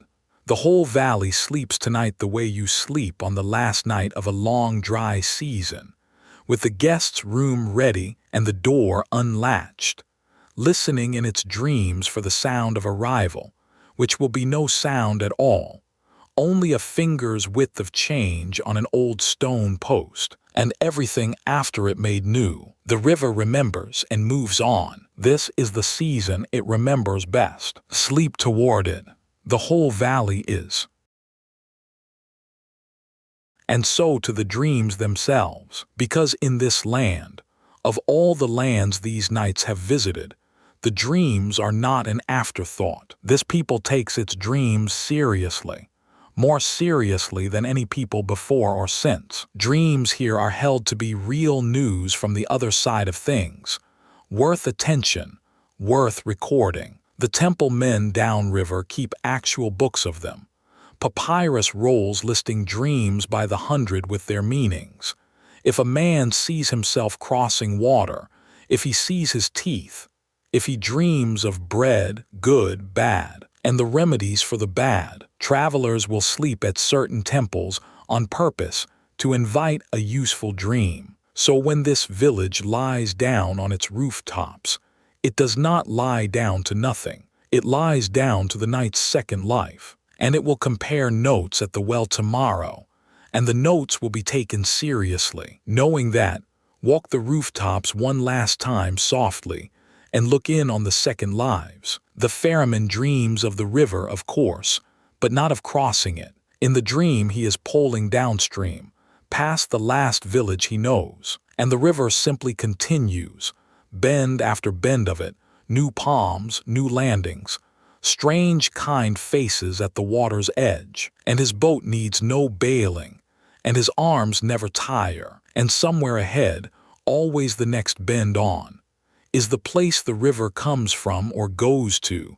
He cannot tell which, and it does not seem to matter. He has had this dream all his life, in seasons. He has never once told anyone, not from secrecy, but because it seems to him the river's own business, confided to him at night as to a colleague. He wakes from it happy always, and pats the ferry's rail on his way aboard as if they had traveled together. The scribe boy dreams in signs, as he now does most nights, the birds and eyes and water lines of his letters walking free of the potsherds, and going about the village like small live things. The owl sign perched on the real oven, the water sign lying down in the real channel. In the dream he is not riding them, he is reading the village itself, lane by lane, as if the whole warm dark of it were a sheet unrolling. And it says what his copies say: bread, beer, cattle, life, health, strength, over and over, in his own improving hand. Somewhere in the dream, his grandmother's name is written on a wall in signs she never learned, and she reads it and nods, one maker to another. He will wake with ink-stained fingers, and no memory of this at all, but he will write better tomorrow. That is how the craft comes at night, unearned. Every scribe in the kingdom would nod. The signs choose their own hours for teaching. The old cow-keeping grandmother dreams of the flood, gently, not of water in the lanes, but of the morning after its height, when the whole valley lies shining, and the light comes off the water into every doorway, ceiling lit, wavering, so the darkest room in the village glows like the inside of a shell. She is standing in that light in the dream, in her own doorway, and everyone she has ever fed is somehow in the courtyard, 4 generations, the living and the dead together, all wet-footed and laughing, come by skiff. Her old cow is there, young again. The dream does not do anything. Dreams of this kind never do. It simply stands in the light and holds them all in it, the way the roof holds sleepers. She will wake at first light, at the roof's east edge, and lie a moment with the sense of having been visited and be right. The headman dreams of the marks on the stone post, and in the dream the water stands at the exact height of the best year of his tenure, not a finger more or less, and the elders of every family come down to the landing to see it, and nobody says anything at all, which is, in his dream as in his experience, the sound of perfect approval. The young priest on the temple roof, who must not sleep, dreams anyway in the shallow eddies of his vigil, the 2-second dreams of the dawn watch, and every one of them is the same white point of fire rising in the notch, so that when she truly rises, 2 mornings from now, he will have seen it 100 times and will still, he knows, forget to breathe. And the smallest herd boy against the flank of the gray cow dreams his whistle finally comes out right, the whole family tune, every note, and in the dream, the cattle of the entire valley lift their heads at once and come to him. The potter dreams, as the village has long suspected he would, philosophically. In the dream he is at his wheel, and the clay rising between his palms is not clay but the river itself, brown and patient and willing. He is throwing a jar big enough to hold the whole of it, source to sea. The wheel turns easy, the walls rise true, and just as the lip is to be trued, the dream does the kind thing dreams do for craftsmen, and lets the work be finished without ending. The wheel turning, the jar complete and still growing, the far mountains feeding down into his hands forever. He will wake with clay in his mind's eye and throw, tomorrow, an ordinary water jar, slightly better than yesterday's. The village will drink from it without noticing. That, he would say, is the whole trade. The dream agrees, and the harpist sleeps with one hand curled as if around a string, and dreams, not of music, but of the river listening. In the dream the water has come up the bank quietly to hear her better, right to the roof edge, shining, attentive, the way a big animal comes to a fence. She plays the herdsman's song, her own shape of it, and the river keeps time, which is to say, it moves exactly as it always moves. In the dream, she understands that this is what keeping time means. Everything in the valley keeps the rivers. She will wake believing she dreamed of nothing, hands still curled. The tune will sit closer to her fingers all day. Music is mended in its sleep. In this valley, like everything else, over all of them, the night turns its wheel, and the dream books downriver rustle in their temple chests, and the frogs keep the great watch of the marsh. Whatever the well decides tomorrow about tonight's news from the other side, the verdict is already plain to anyone walking these rooftops. Bread, cattle, water, light, the returning dead, the coming star, the river with no last bend. A village dreams what it is, and this one, on the evidence, is exactly what it appears to be. At peace at the bottom of the year, waiting for water, the river remembers and moves on. The dreamers remember nothing and keep everything. It is the fairest division of labor in the world. Somewhere in the middle dark, from a rooftop near the landing, music begins, very low, and nobody minds, because it is only the boatwright's youngest daughter, and this is what she does when the house is asleep, and the moon is at a certain height. She has a small harp, 5 strings, built for her by her father out of boat scraps and fish glue and love. She plays it up on the roof at night, softly. For the river, she says. No one has ever argued the point. The tunes are the valley's tunes, the ones sung at harvest and treading and festival, slowed to the night's pace, taken apart string by string, and put back gentler. Music at night travels differently. It comes across the roofs small and clear, like something remembered rather than heard, and the sleepers it reaches folded into their dreams without waking, which is, though she does not know it, the best review a musician will ever get. This land is full of music. It should be said at its proper hours. The field gangs sing to the harvest, call and answer, the pace of the song setting the pace of the sickles. The treaders at the wine vats have their stamping songs. The rowers have their stroke songs. The women at the saddle stones have their grinding songs.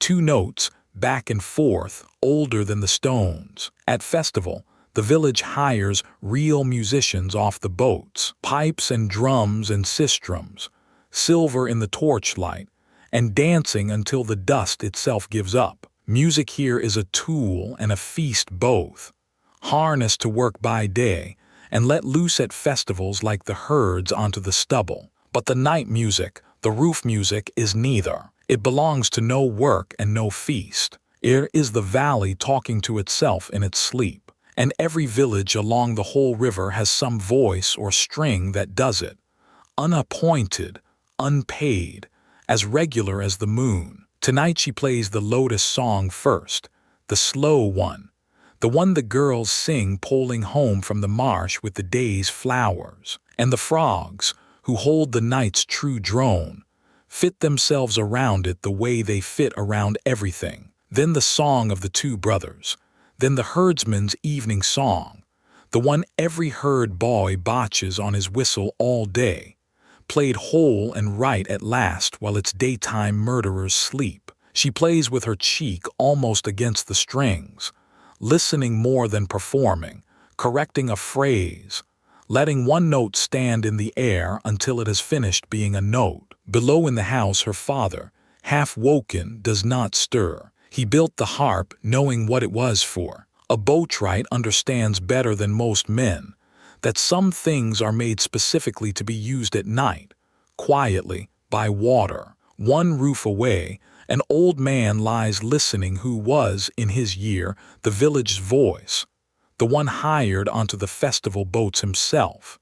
3 seasons, as far downriver as the great town. He came home when his father died, took the fields, sang at weddings, grew old. He knows every tune she is finding, and every mistake she is making, and he lies in the dark with his eyes shut correcting nothing, because the mistakes are how the tunes stay alive. A song passed perfectly is a dead song.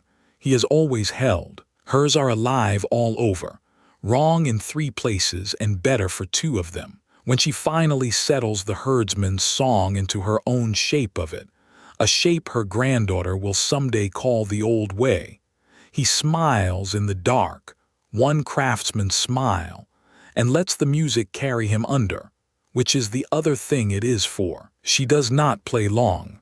Night music never plays long.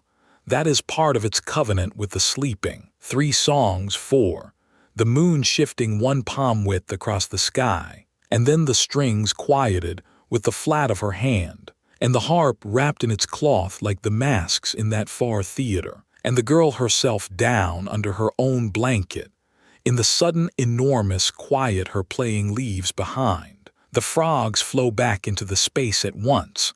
The river resumes its low word. The night closes over the music like water over a dipped jar. Nothing has happened almost. A few tunes crossed a few rooftops and entered a few dreams, and yet count the nights of this valley, thousands of years of them, and know that some voice or string has done this on nearly everyone, unbidden, and ask whether anything that faithful is ever nothing. The river remembers and moves on. The songs do exactly the same, night by night, roof by roof, 3 wrong notes at a time forever. Late now, deep in the night's second half, the moon has the valley entirely. It rose gold and is high silver, a few days past its full, and everything below it has taken sides, silver or shadow. The palms are black fountains against it. The lanes are pale rivers between dark walls. The rooftop sleepers lie silvered in their rows, faces up, faces turned, a blanket country of soft hills. And the river, the great dark presence at the edge of everything, has become its opposite, the brightest thing in the world.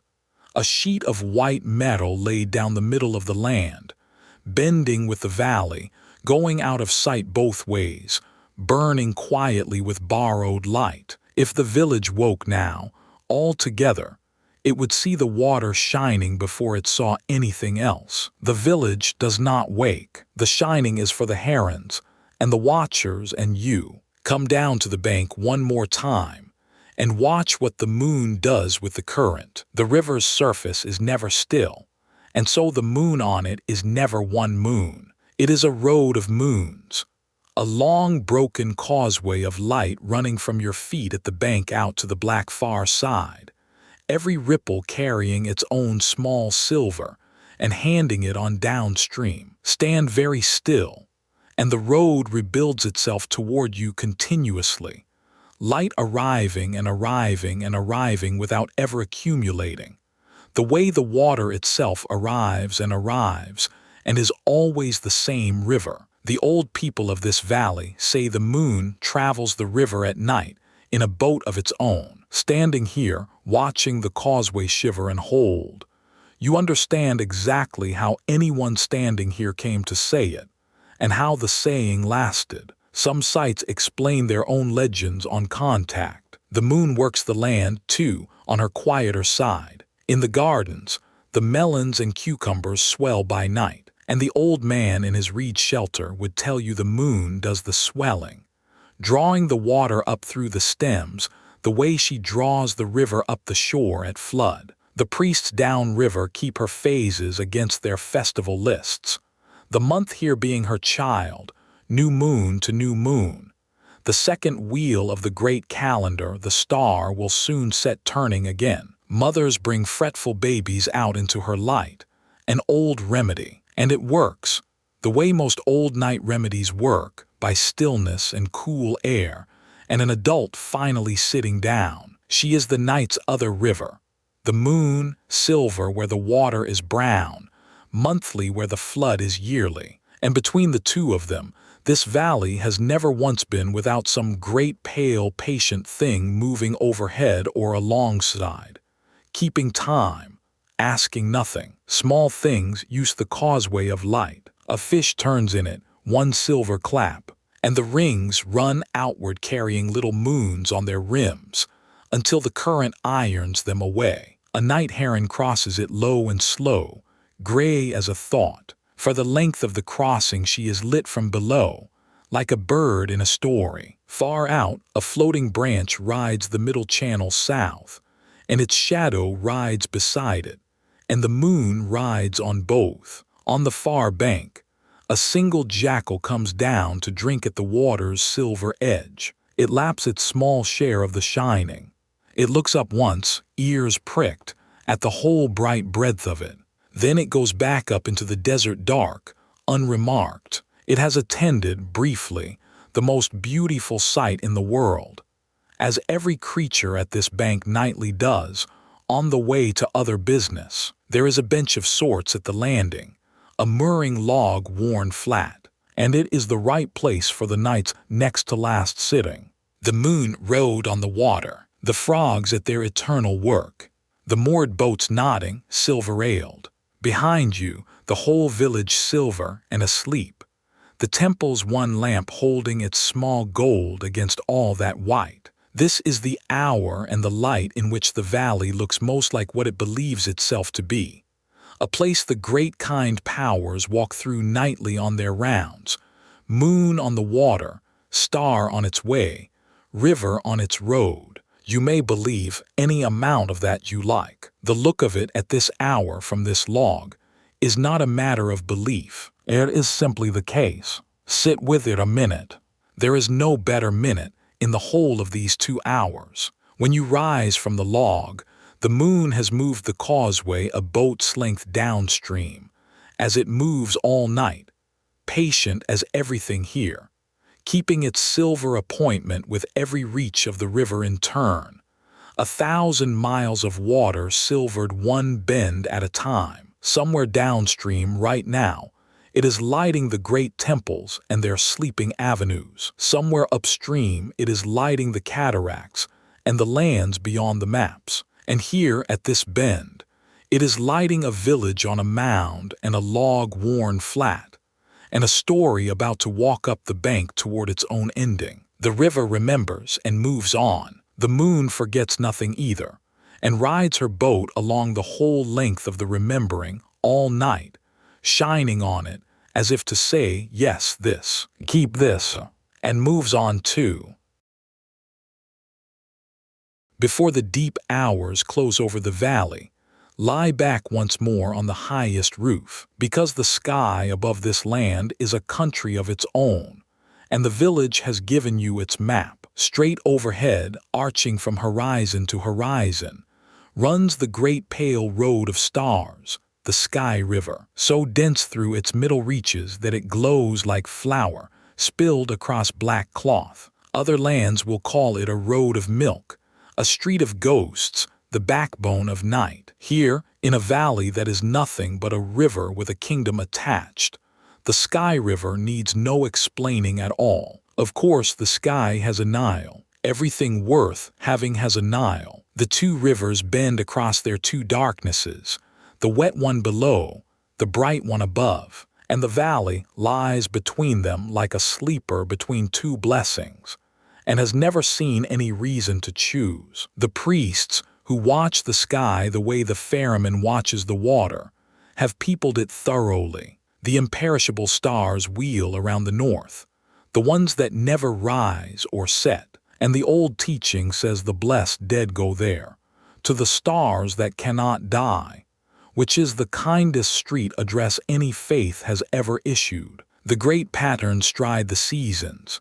The bull, the sky hippo, the crocodile of stars, old neighbors promoted, and through it all nightly, in the oldest and loveliest of this land's pictures, the sun himself travels the dark in a boat, sailing the night river under the world, an old god at the steering oar, bound for the eastern horizon and the morning. That is what the dark is, the story says. Not an absence, a passage. The sun has not gone. He is on the water, making his way back to you all night every night. And the dawn is simply his landfall, on time out of mind. Whatever one believes, and this story as ever believes gently and claims nothing, feel what that picture does to a night, because the whole valley sleeps inside it. Darkness in this land's telling is not the enemy's country. It is a river voyage with a trusted boatman on a known route, and the sleeping world is simply the passenger list. The children on these rooftops are not told the dark is nothing to fear. They are told something better, that the dark is going somewhere, and morning is where it is going steadily by boat at the pace of rivers. A child who falls asleep holding that picture holds it, in some room of the mind for life. So do valleys. So if tonight has done its work, do you. The night is a boat. You are aboard. The steering is in older hands than yours, and the landfall is certain. And there is genuinely nothing to do until arrival. Watch the 2 rivers a while, going the way they go. A shooting star crosses between them, brief and bright.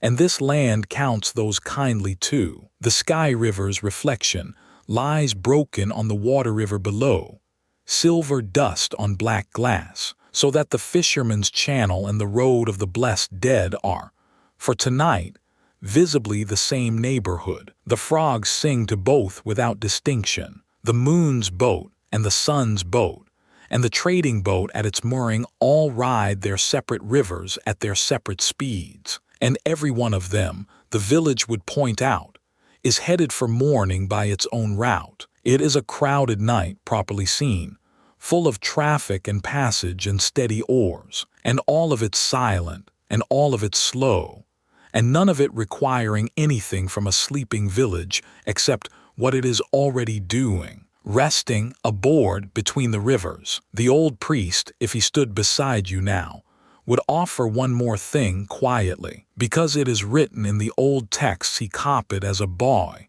and it has stayed with him whole. When the blessed dead reach the imperishable stars, the texts say, they are given bread and beer, not glory first.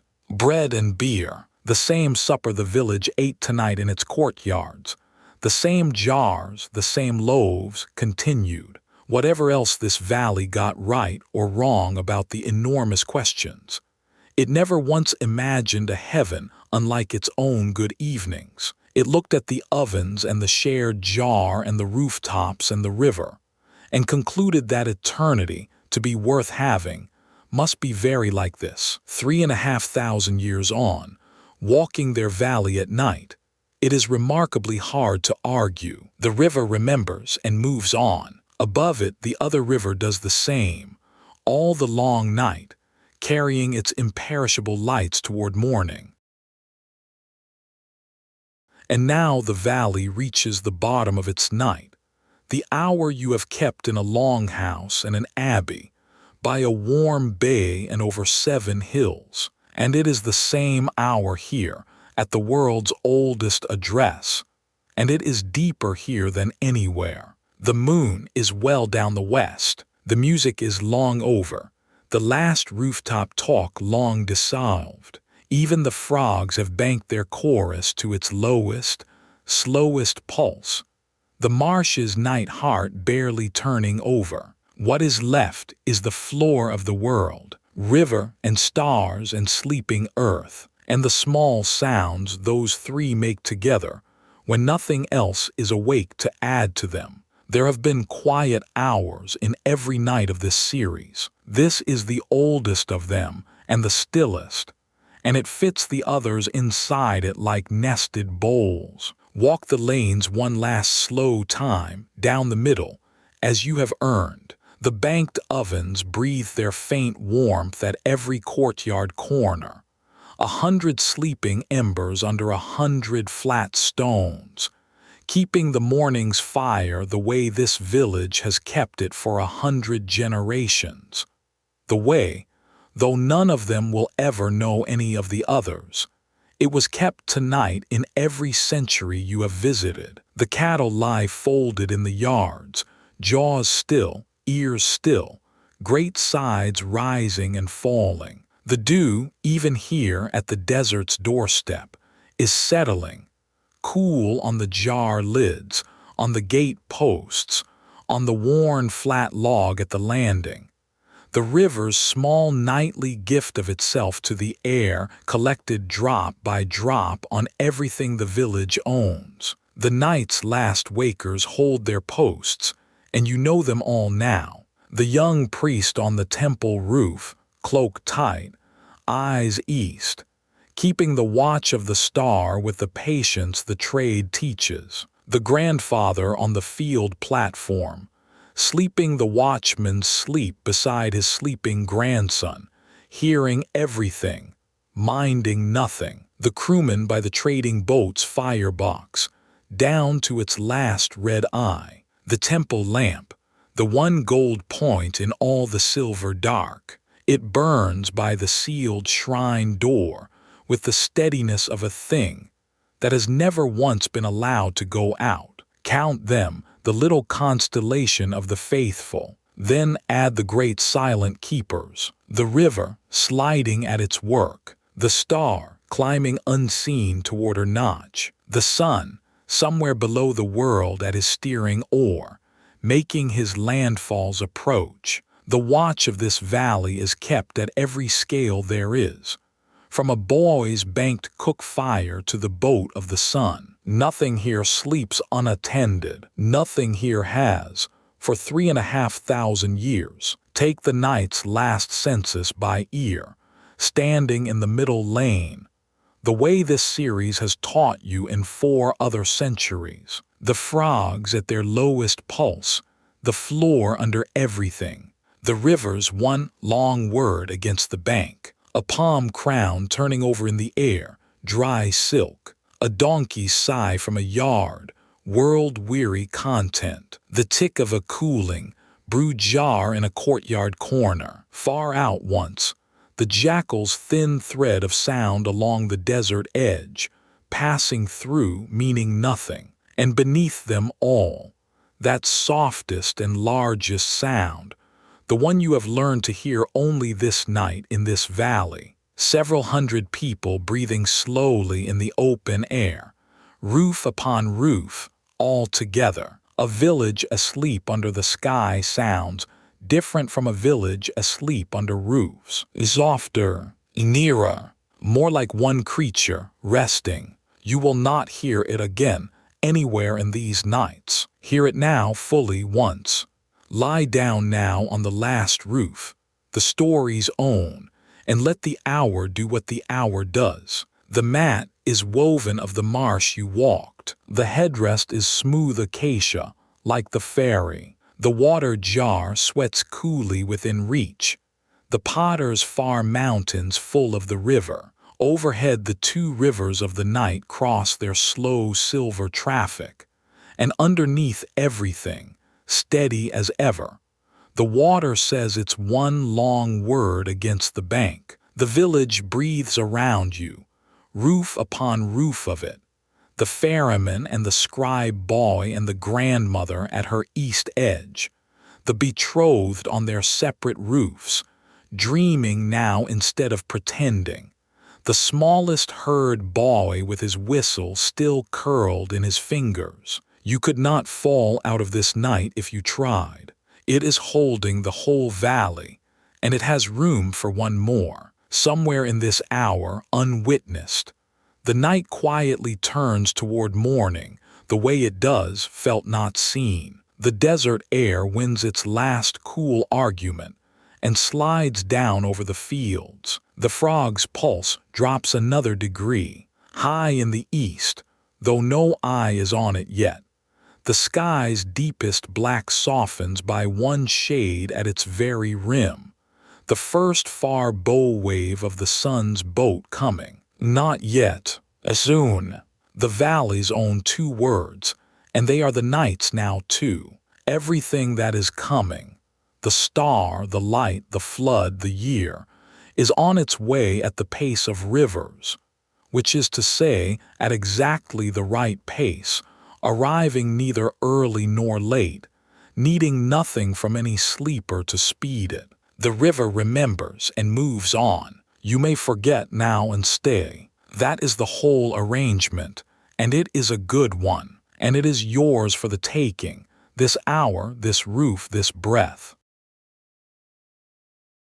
There is 1 hour left before the first birds, and it belongs, by the custom of this whole series of nights, to the leave-taking. The east is still dark to any ordinary eye. The village sleeps its deepest, but the young priest on the temple roof has straightened, very slowly, and gone perfectly still, the way a man goes still when he does not yet trust what he is seeing. Low on the horizon, in the exact notch of his sighted palm rib, the darkness has thinned around a point. He waits. It steadies. It sharpens. It burns. White fire on the rim of the world, small as a lamp, bright as nothing else in the sky, climbing clear of the desert by the width of itself. And then a little more. She is risen, after 70 days of absence, ahead of the sun, exactly where the fathers of his fathers marked her. Asterius. The year has turned. Hold the minute with him, because it is the oldest scheduled minute in the world, and you were here for it. The star stands clear of the desert now, white and steady, with the faintest breath of gray beginning under her. 70 days of absence ended on time, 1,000 years of mornings, and she has not once been late. Down the whole length of the valley, on other temple roofs, other watchers are going still at other notches, one by one, the news breaking silently from horizon to horizon at the speed of looking up. By tonight, the whole river will know. By the festival, the whole kingdom. It began here, and in 100 places like here, in this exact gray minute, with young men forgetting to breathe. He does what his office requires, which is almost nothing and everything. He marks the rib. He says the old words, alone, quietly, to the brightening notch. The greeting the temple has said to her return past all counting, and then he sits down rather quickly on the roof edge, because his legs have gone strange, and he laughs, once, softly at himself, at the sky, at the size of what a point of light can do to a man who has waited 6 mornings for it. Below him the village sleeps on, not knowing yet. The news will keep until the proper hour. He will tell the old priest at dawn, and the old priest will nod as if he had arranged it personally, and the boy will run the lanes with it, and the valley will look at its river. But for this 1 hour, the turning year belongs to one young man on a mud brick roof, and he would not trade the hour for the king's own barge. So the story got to stay for it after all, listener, and so did you, if you are still here, and it does not matter at all if you are not. The star is up.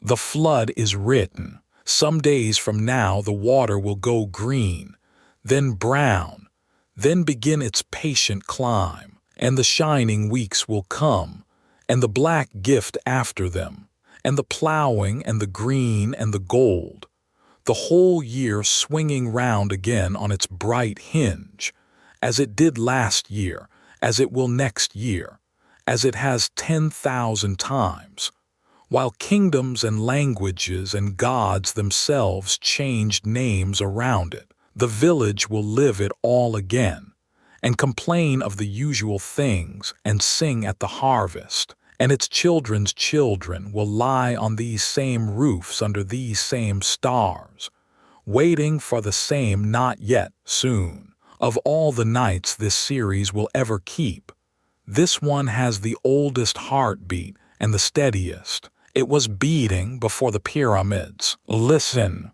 it has not missed once.